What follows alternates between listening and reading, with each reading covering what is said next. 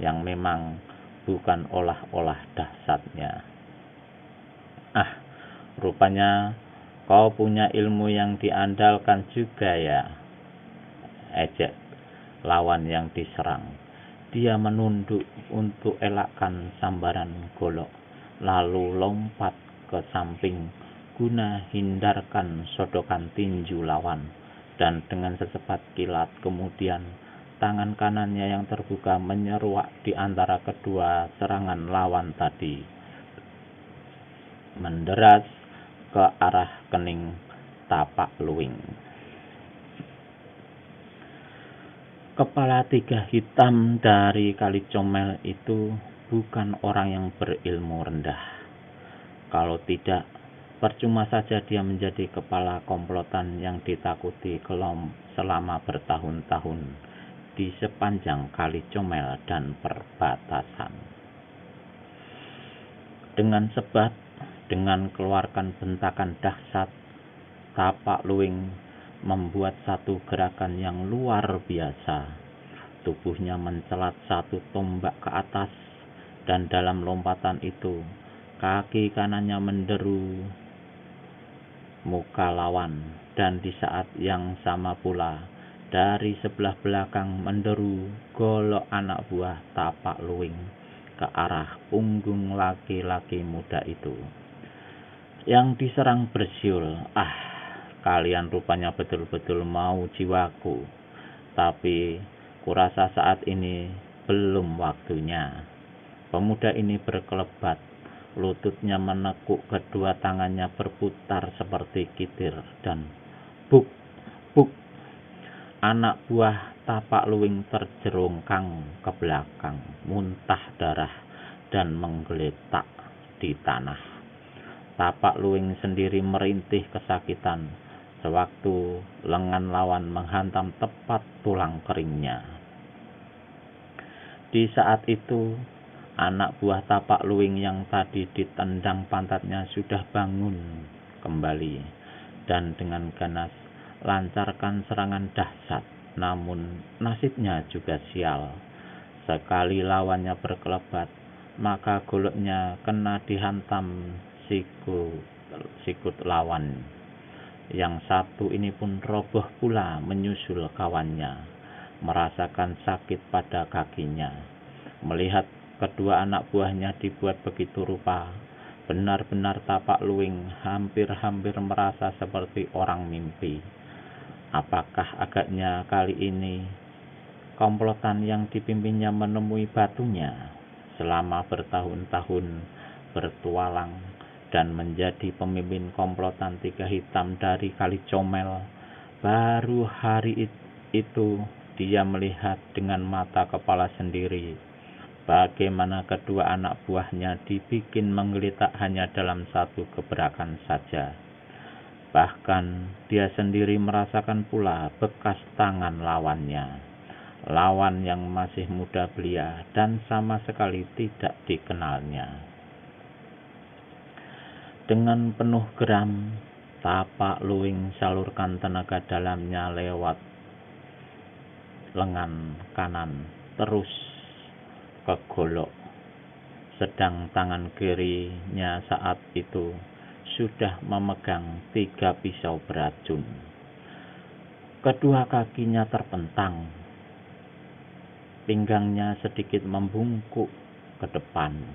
Tangan yang memegang pisau dinaikkan ke atas, agak ke belakang, sedang tangan kanan memegang golok lurus-lurus ke depan. Kenalkah kau jurus ini, pemuda keparat? Hanya jurus menyebar bunga, menusuk buah. Nenek-nenek keriput pun bisa mengenalnya, sahut si pemuda. Bukan saja Tapak Luwing menjadi geram diejek demikian rupa, namun dia juga kaget melihat bahwa lawannya bisa menerka jurus yang bakal dikeluarkannya itu. Untuk menutupi keterkejutannya, Tapak Luwing berkata, "Kau sudah tahu nama jurus ini? Baik sekali. Tapi juga ketahuilah, ini adalah jurus kematianmu. Bagusnya kasih tahu namamu sekarang juga, agar kau mampus tidak dengan penasaran. Sudahlah, jangan banyak bacot. Buktikanlah kehebatan jurus yang kau andalkan itu. Tapak Luwing tertawa dingin. Tubuhnya semakin membungkuk. Hampir tak kelihatan. Dia menggerakkan tangan kirinya, maka 3 pisau yang digenggamnya tahu-tahu sudah meluncur sebat sekali ke arah si pemuda. Yang pertama menjurus batang leher, yang kedua mencuit ke dada, dan yang terakhir menggebubu ke bawah perut. Bukan saja daya lesat pisau itu hebat sekali, mengingat hanya dilemparkan dengan tangan kiri, namun juga tempat-tempat yang diserangnya juga adalah tempat-tempat yang berbahaya mematikan. Pada detik pisau-pisau beracun itu melesat ke depan, pada saat itu pula Tapak Luwing menerjang dan putar goloknya dengan sebat. Dorongan angin golok yang menderu menambah kencangnya daya lesat 3 pisau itu. Maka itulah jurus menyebar bunga menusuk buah. Pisau dan golok datang susul menyusul. Jurusmu ini boleh juga, kata si pemuda. Tapi coba terima dulu telapak tanganku. Si pemuda pukulkan tangan kirinya ke depan. Angin dahsyat melanda dan mementalkan ketiga pisau. Tapak Luwing berseru kaget, karena 2 dari pisau itu akibat dorongan angin pukulan lawan berbalik menyerang ke arahnya. Mau tak mau, Tapak Luwing terpaksa pergunakan goloknya untuk meruntuhkan 2 pisau itu. Tring, tring. 2 pisau beracun patah-patah dan terlempar jauh. Gerakan untuk menangkis 2 pisau ini membuat Tapak Luwing melupakan pertahanan dirinya seketika. Ketika dia memasang kuda-kuda baru, maka telapak tangan kanan lawan sudah berada dekat sekali ke kepalanya. Kepala 3 hitam dari Kali Comel ini pergunakan goloknya untuk membabat lengan lawan, namun kurang cepat karena lengan kiri si pemuda lebih cepat menyusup, membentur sambungan sikunya. Krak, plak, Tapak Luwing mengeluh dan huyung ke belakang. Lengannya patah. Keningnya yang kena dihantam telapak tangan lawan sakit dan panas bukan main. Pada kulit kening itu kini kelihatan tertera angka 212. Tapak Luwing coba alirkan tenaga dalam dan atur jalan darahnya, namun kekuatannya seperti punah. Keringat dingin membasahi sekujur tubuhnya. Keningnya panas, sakit, dan pemandangannya berkunang. Lututnya goyah. Keparat, desis Tapak Luwing. Masih bisa memaki. Kalau hari ini aku kena kau celakai, jangan anggap kau sudah mempecundangi aku, orang muda. Suatu hari kelak, aku akan mencarimu dan mematahkan batang lehermu. Tapak Luwing ambil 3 pisau terbang dengan tangan kirinya. Cepat sekali senjata itu dilemparkannya ke arah si pemuda. Lalu secepat itu pula dia putar tubuh untuk larikan diri. Si pemuda melompat ke samping. 2 pisau lewat di kiri kanannya. Pisau ketiga diluruhkannya dengan lambaian tangan kiri. Kemudian sambil totokkan 2 jari tangan kanannya, mengirimkan totokan jarak jauh, berserulah si pemuda. Kenapa pergi buru-buru? Bicaraku tadi padamu belum habis. Kontan saat itu juga tubuh Tapak Luwing menjadi kaku tegang, tak bisa bergerak lagi. Si pemuda tertawa dan berpaling ada pohon besar di tepi sungai. Saudara yang sembunyi di belakang pohon, keluarlah. Aku mau bicara juga dengan kau. Kratom Linggo yang berdiri di belakang pohon itu terkejut. Namun, karena tahu bahwa pemuda itu bukanlah dari golongan jahat, maka tanpa ragu-ragu dia segera keluar. Lagi pula, penuturan Tapak Luwing tadi yang mengaku bahwa dia dan kawan-kawannya adalah komplotan Tiga Hitam dari Kali Comel membuat dia merasa perlu melakukan penyelidikan lebih jauh. Saudara, apakah yang telah terjadi di sini sebelumnya dengan kau dan kawan-kawan? Panjang ceritanya, saudara. Tapi sebelumnya, kalau aku boleh tahu siapa namamu? Aku Wiro, jawab si pemuda. Aku Kratom Linggo. Aku dan kawan-kawanku yang malang itu sama-sama dari desa Bojong Nipah. Kami bermaksud pergi ke kota raja. Maka Kratom Linggo pun menuturkan segala sesuatunya, mulai dari soal pajak gila yang dilarik oleh Kilurah Kundrawana sampai dengan kematian keempat kawannya itu. Wiro atau Wiro Sableng alias Pendekar 212 geleng-gelengkan kepalanya. Aku memang sudah lama dengar nama komplotan bejat mereka. Yang satu ini kalau tak salah bernama Tapak Luwing. Pantas saja selama beberapa waktu terakhir ini tak kelihatan mereka malang melintang di sepanjang Kali Comel. Rupanya tengah bikin kejahatan di sini. Dan pastilah kejahatan-kejahatan ini bekerja sama atau jadi kaki tangan Kilurah Kundrawana. Boleh jadi, sahut Pendekar 212, tapi mungkin juga merekalah biang runyam yang melakukan pemerasan terhadap Kilurah. Kratom Linggo mengangguk. Supaya jelas, biar bangsat yang satu ini kita tanya, kata Wiro Sableng pula. Dia melangkah mendekati Tapak Luwing untuk melepaskan totokan di tubuh kepala komplotan Tiga Hitam itu. Namun baru saja satu tindak dia melangkah, tiba-tiba sekali berkelebatlah satu sosok tubuh dan dari kegelapan. Makhluk ini langsung meraih pinggang Tapak Luwing dan membopong melarikannya. Kratom Linggo terkejut. Pendekar Kapak Maut Naga Geni 212 berteriak, "Maling tengik, berhenti!" Sebagai jawaban, terdengar suara tertawa bekakakan dari orang yang melarikan Tapak Luwing itu. "Wiro Sableng, pemuda gendeng, jangan sangka cuma kau sendiri yang jago dan sakti di jagat ini. Aku tunggu kau besok siang di Rawasumpang. Kuharap kau punya nyali untuk menerima undangan kematianmu ini. Hahaha. Sompret betul. Siapa kau? Berhenti. Besok siang, Wiro. Dengan geram, Pendekar 212 lepaskan pukulan kunyuk melempar buah ke arah manusia tak dikenal itu. Deru angin yang tiada terkirakan dahsyatnya menyerang si orang asing pada saat itu pula.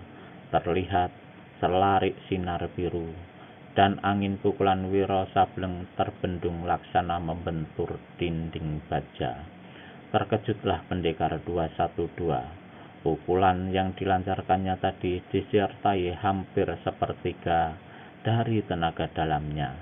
Namun manusia yang tak dikenal itu berhasil meruntuhkan pukulan tersebut.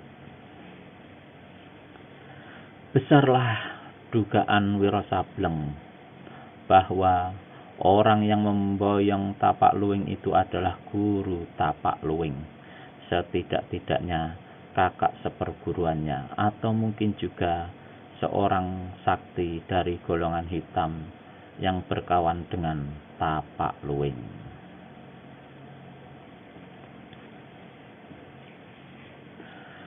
Halaman rumah Lurah Bojong Nipah penuh oleh penduduk. suasana malam terang benderang oleh puluhan obor. Agaknya penduduk Bojong Nipah sudah tak dapat menahan kesabarannya lagi untuk mencincang dengan segala senjata yang mereka bawa. Kedua manusia yang saat itu terikat ke tiang langkan rumah mereka tiada lain daripada anak-anak buah Tapak Luwing yang telah dirobohkan oleh pendekar 212. Keduanya telah siuman. Di samping terikat ke tiang, keduanya juga berada dalam pengaruh totokan Wiro Sableng. Kratom Linggo berdiri di samping Kilurah Kundrawana. Beberapa tombak dari mereka berdiri tenang-tenang.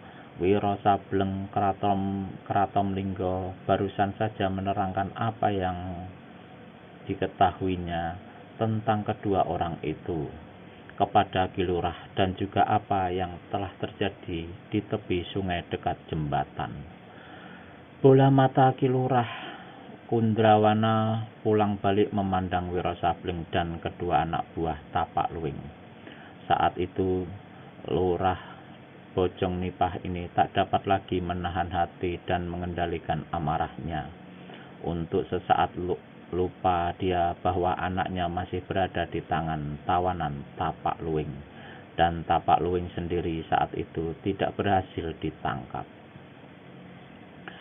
"Saudara-saudaraku sebojong Nipah," kata Kundrawana serasa maju beberapa langkah ke hadapan penduduk yang berdesak-desakan. "Sekarang kurasa sudah waktunya untuk menerangkan kepada kalian apa sesungguhnya latar belakang timbulnya pajak gila itu. Aku dengan hati hancur dan 1001 kepahitan telah terpaksa menerima segala kata-kata dan cap yang kalian lemparkan padaku. Kalian mencap aku sebagai tukang peras. Aku telah terima. Kalian cap aku sebagai lintah darat. Sekarang sebagai tukang tindas, sebagai ini, sebagai itu, semuanya aku terima. Namun hari ini, malam ini, kalian terimalah juga satu penuturan dariku.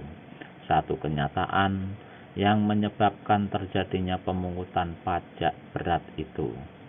Dulu aku pernah berkata bahwa pajak itu dipungut atas perintah raja untuk pembangunan dan pemeliharaan bala tentara kerajaan. Kini kuakui itu semua hanya alasan belaka, hanya dusta besar yang aku karang-karang demi untuk menyelamatkan keluargaku dan juga menyelamatkan kalian semua dari keganasan dan kejahatan yang kalian tidak ketahui."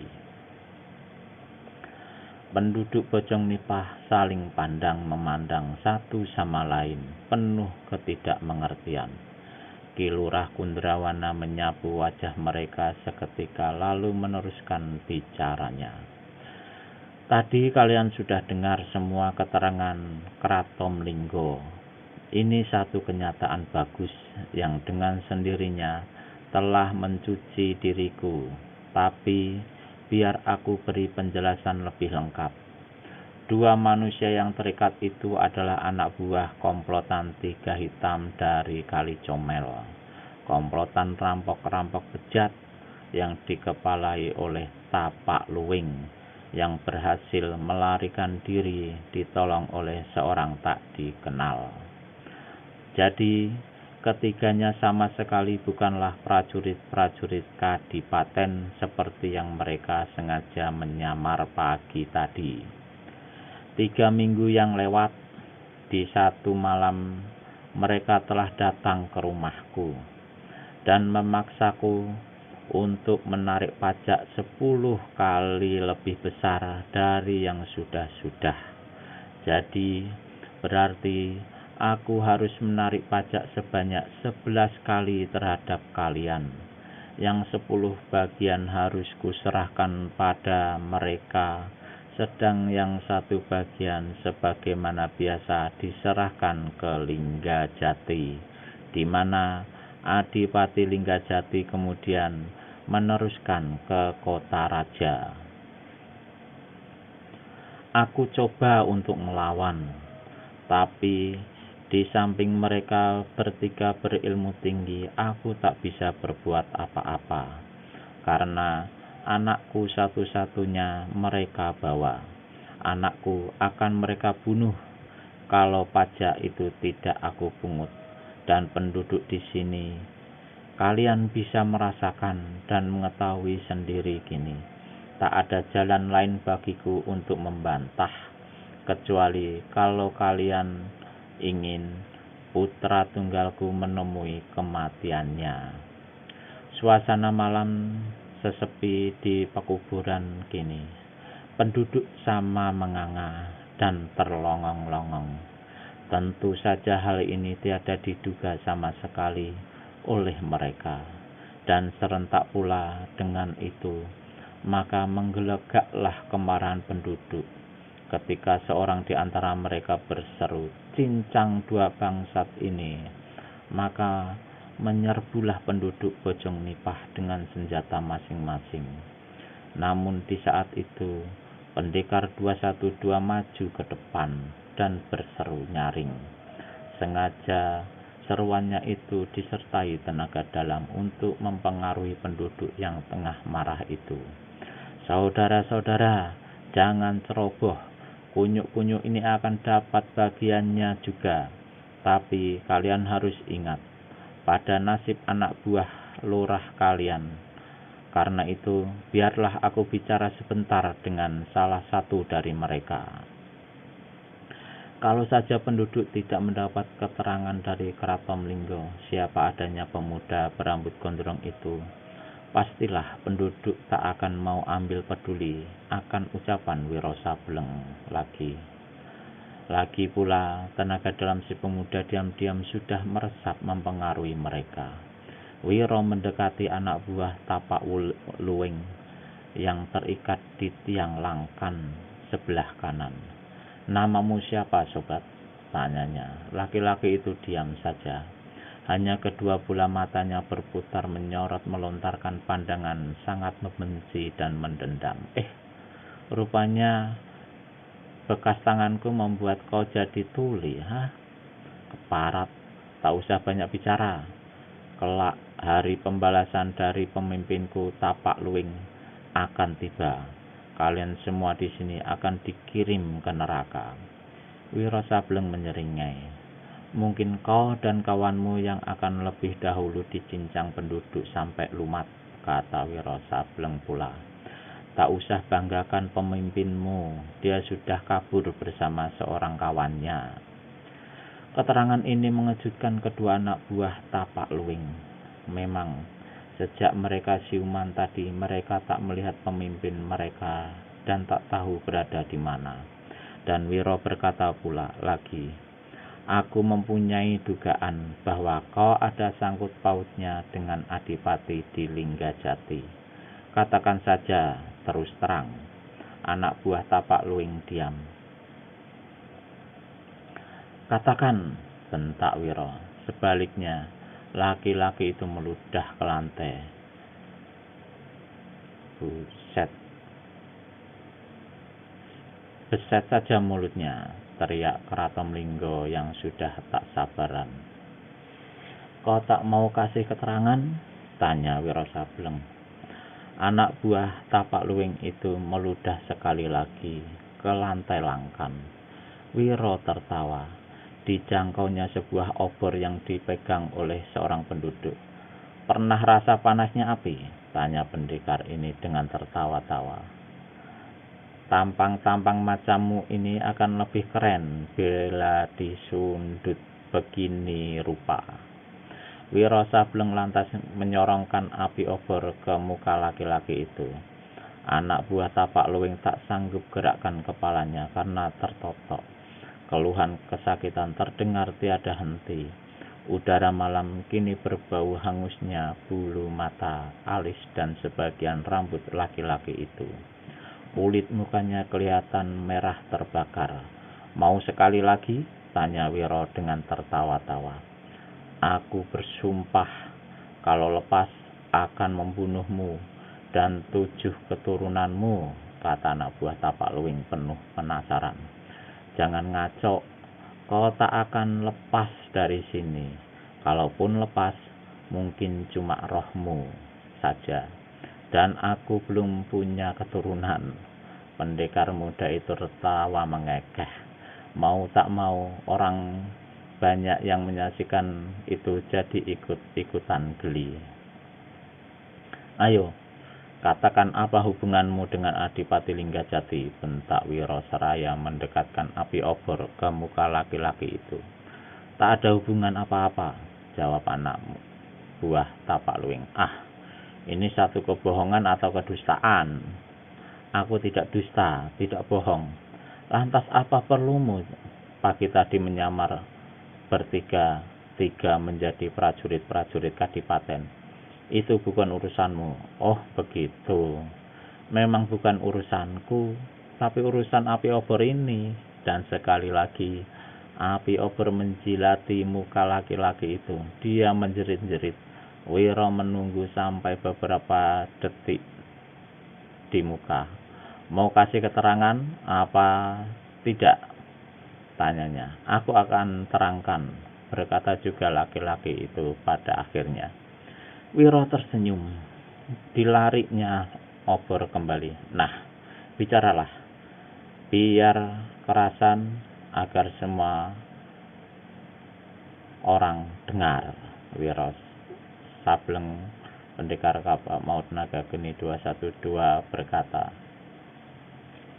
Maka anak buah tapak luwing itu pun memberikan penuturan. Adipati Setaboga dari Linggajati mengirimkan seorang utusan pada kami. Dia telah membuat rencana untuk melakukan pemerasan di sini. Kami ditawarkannya pekerjaan untuk menarik pajak itu. Dengan perjanjian, hasilnya dibagi 2. Pemimpin kami menerimanya dan sudah, itu sudah cukup terang, kata Wiro pula. Ki Lurah Kundrawana maju ke depan. Jadi ini semua dibiangi oleh Adipati Setaboga. Ya, kita harus tangkap Adipati itu, teriak penduduk. Gantung saja sampai kunyuk-kunyuk yang 2 ini, teriak yang lain. Pendekar 212 angkat tangan kirinya. Soal Adipati itu serahkan padaku, katanya. Yang penting kini ialah menyelamatkan anak laki-laki Ki Lurah. Tersiraplah darah Ki Lurah Kundrawana bila dia ingat kembali akan anaknya. Dijambaknya rambut anak buah tapak luwing. Anakku di mana kalian sekap? Tanyanya. Laki-laki itu tertawa buruk. Sangat buruk, apalagi melihat mukanya yang hangus dan merah mengelupas. Jangan harap anakmu akan selamat, Kundrawana. Kundrawana menyentak kepala laki-laki itu. Di mana? Mungkin sudah mampus di tangan pemimpinku. Kundrawana mengambil obor dari tangan Wiro Sableng. Anak buah tapak luwing menjerit keras ketika obor itu disodorkan ke mata kawan kanannya. Mata itu pecah dan darah meleleh di kulit mukanya yang mengelupas hangus. Kedua matanya akan kubikin buta keparat, kecuali kalau kau segera menerangkan di mana anakku kalian sekap. Laki-laki itu sebenarnya menyadari bahwa kalau sudah tertangkap demikian rupa, dirinya tak akan mungkin lagi bisa selamat. Adalah percuma saja baginya untuk memberikan keterangan. Namun dalam diri manusia yang berkeadaan seperti anak buah tapak luwing saat itu, walau bagaimanapun senantiasa selalu terdapat sekelumit harapan untuk bisa menyelamatkan diri, sehingga ancaman matanya akan dibutakan kedua-duanya itu mau tak mau mengerikannya juga. Maka dia pun memberikan keterangan. Anak itu disekap di satu kuil tua di Parit Kulon. lega sedikit hati Kundrawana. Tapi, katanya, bila aku datang ke sana, anakku tidak ada atau kutemui dia dalam keadaan sudah mati. Jangan harap kau bisa melihat dunia ini sampai esok lusa. Kini Pendekar 212 buka suara. Saudara-saudara, apapun yang kalian lakukan terhadap dua kunyuk ini, itu bukan urusanku lagi. Tapi sedapat-dapatnya jangan diapa-apakan dulu. Dia sebelum anak Kilurah ketemu dalam keadaan selamat. Soal Adipati Setaboga di Linggajati, serahkan padaku. Besok kalian bisa mengambil sosok tubuhnya di Kadipaten Linggajati. Cuma aku tak dapat memastikan apakah dalam keadaan masih bernafas atau tidak. Itu tergantung pada sikapnya sendiri. Sekiranya dia masih hidup, ada baiknya kalian giring saja ke kota raja. Nah, selamat tinggal.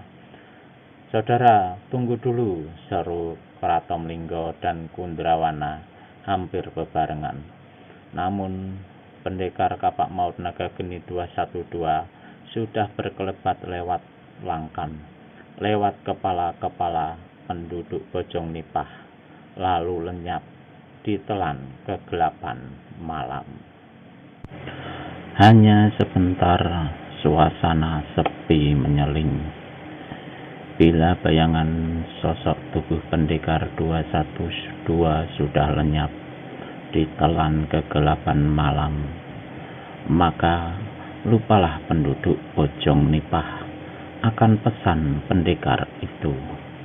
Beramai-ramai mereka menyerbu kedua anak buah Tapak Luwing yang berada dalam keadaan tak berdaya, terikat ke tiang Langkan dan tertotok.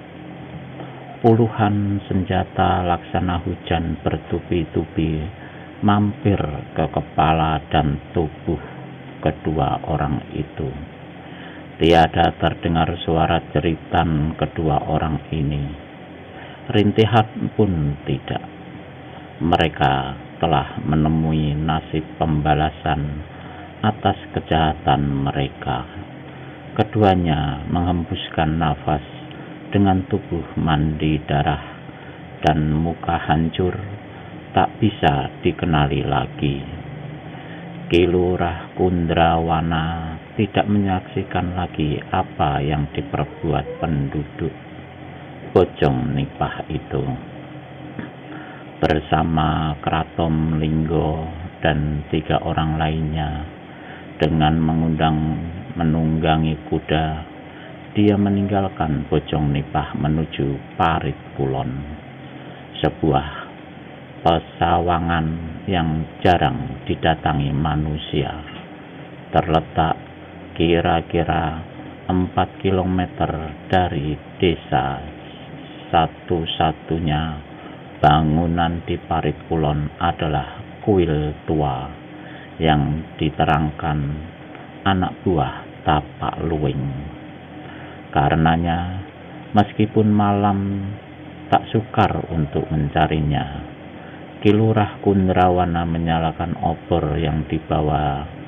Diiringi oleh 4 orang lainnya, dia masuk ke dalam kuil tua itu. Meski dia menemui anaknya dalam keadaan menyedihkan, namun Kundrawana merasa lega dan gembira karena anak satu-satunya itu ternyata masih bernafas.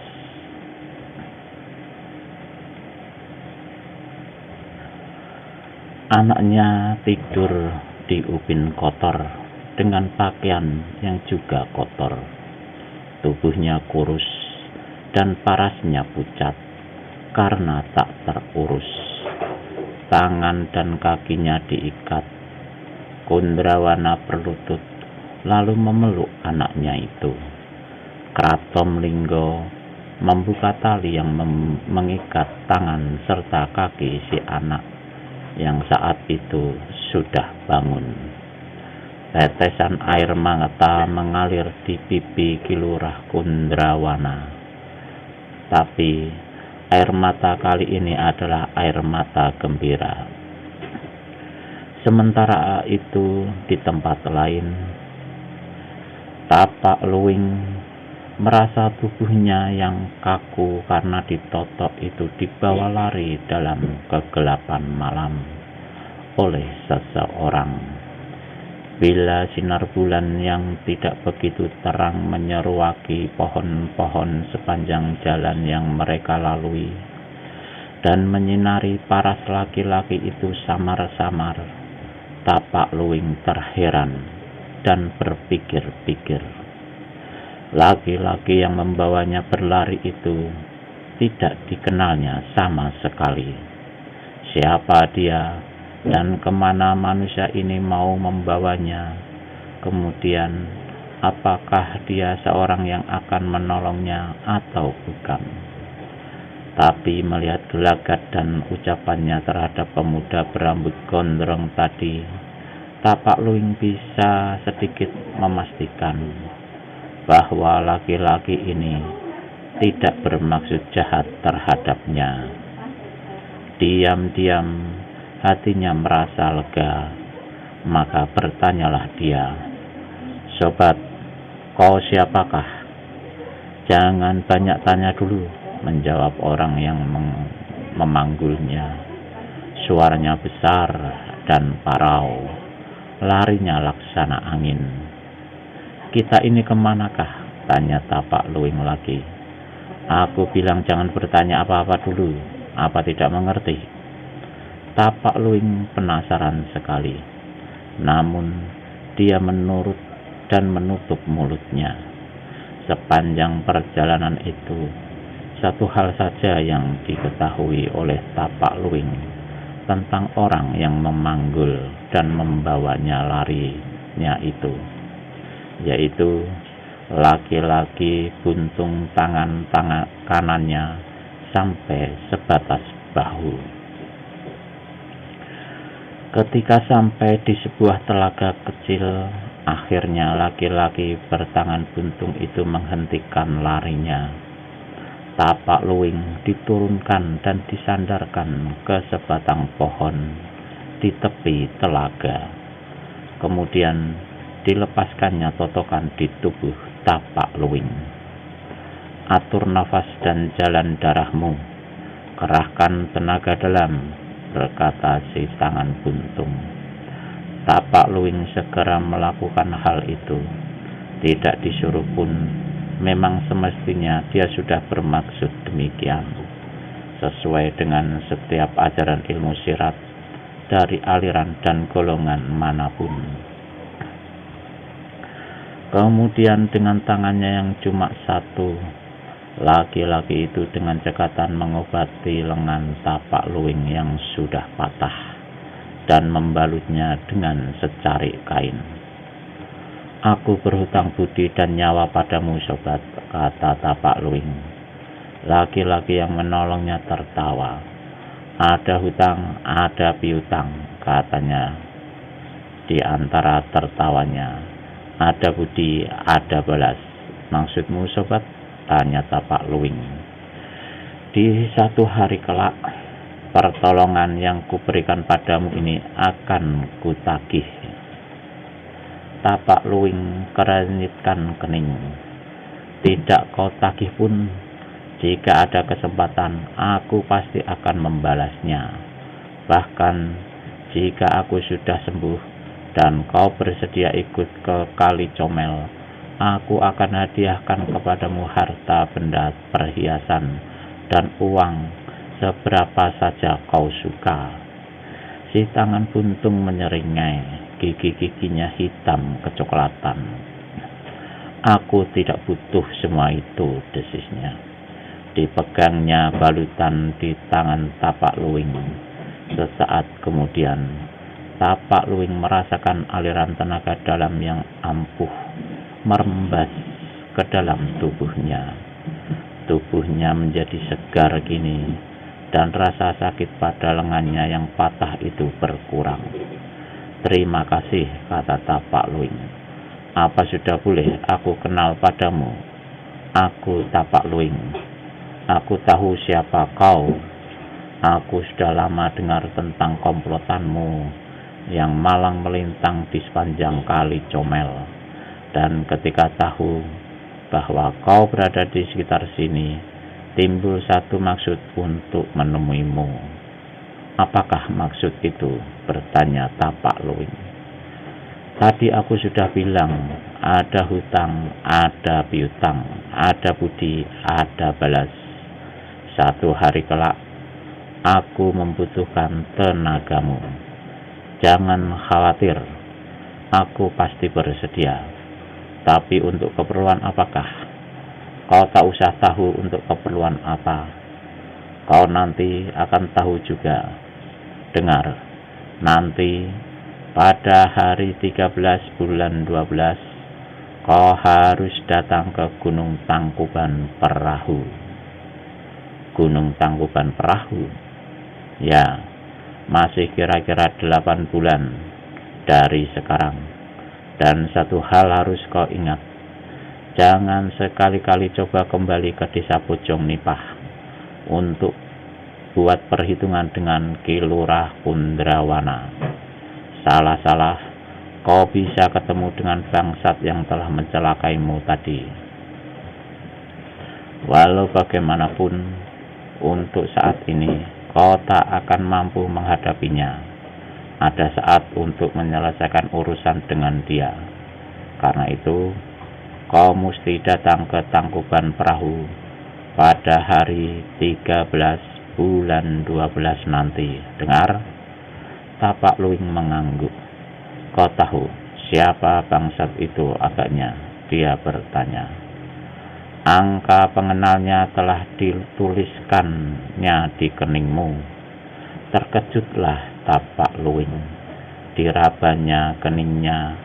Tak ada rasa sakit, tapi memang kulit kening itu agak kesat dari sebelumnya. Berkacalah ke telaga itu. Tapak Luing merangkak ke tepi telaga. Dia membungkuk dekat-dekat ke air telaga yang jernih itu. Dan di bawah penerangan sinar bintang-bintang serta bulan sabit samar-samar dilihatnya, tertera 3 buah angka 212. Tapak Luing memandang keheran-heranan pada si tangan buntung, lalu memperhatikan lagi mukanya di air telaga. Diusapnya keningnya.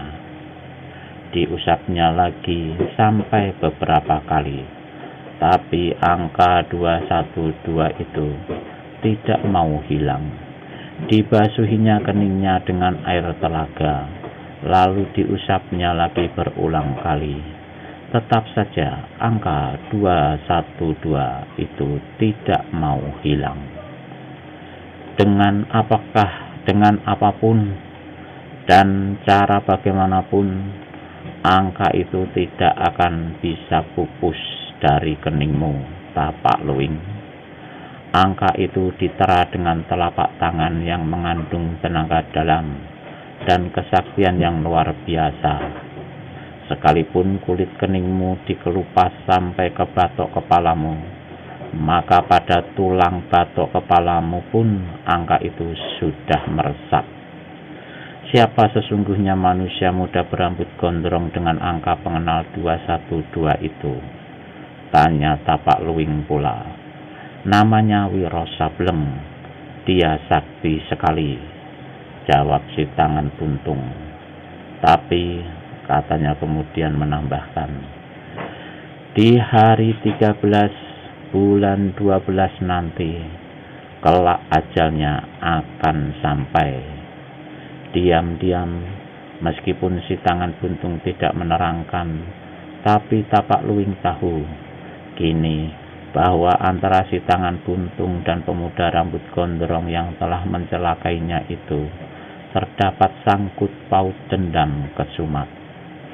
Selama waktu 8 bulan mendatang, berkata lagi si tangan buntung, Kuanjurkan kepadamu untuk berlatih ilmu silat yang telah kau miliki agar lebih hebat. Tapak Luwing mengangguk. Si tangan buntung berkata, sekarang kita berpisah. Jangan lupa, hari 13 bulan 12, dan jangan coba-coba untuk tidak memenuhi perintahku ini. Kau mau kemana, sobat? Urusanku masih banyak, tapi kau masih belum menerangkan namamu. Namaku Kalingundil.